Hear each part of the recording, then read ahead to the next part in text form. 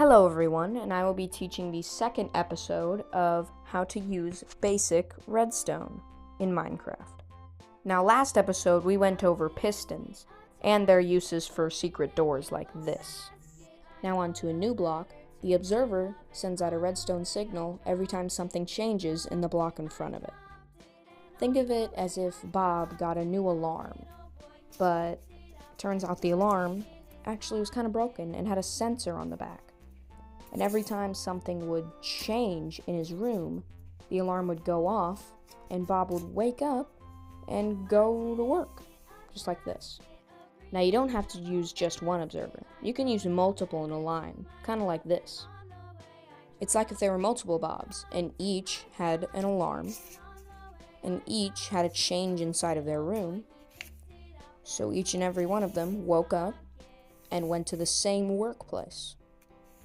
Like this. Now here's a little bit of an upgrade. So now we have a line of observers here, and some redstone behind it. Now, what this redstone will do is it will charge the block under it, and then that charged block will activate that piston, like this. An easier way to think of it is if there were many Bobs, and each had an alarm, and each had a change inside of their room, much like last time. But this time, each Bob had to go through a block to get to their work.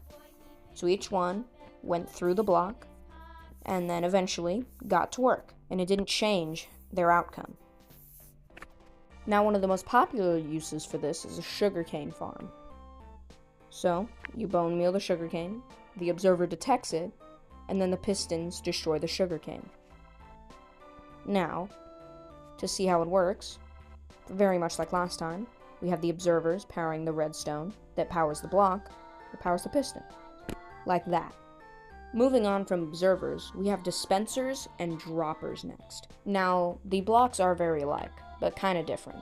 If there's a water bucket in a dispenser and you power it, it uses the water bucket. Wait, no, it wasn't supposed to destroy the redstone.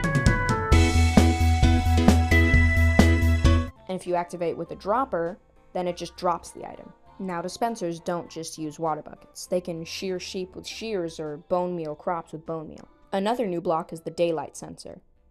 Basically, when it's daytime, the charge reaches the piston. But when it's not, it doesn't. Think of it as Bob getting a rooster instead of a clock. So at nighttime, he barely gets up for his nighttime shift. But when it's daytime, the rooster calls out and wakes up Bob enough for him to go to work normally.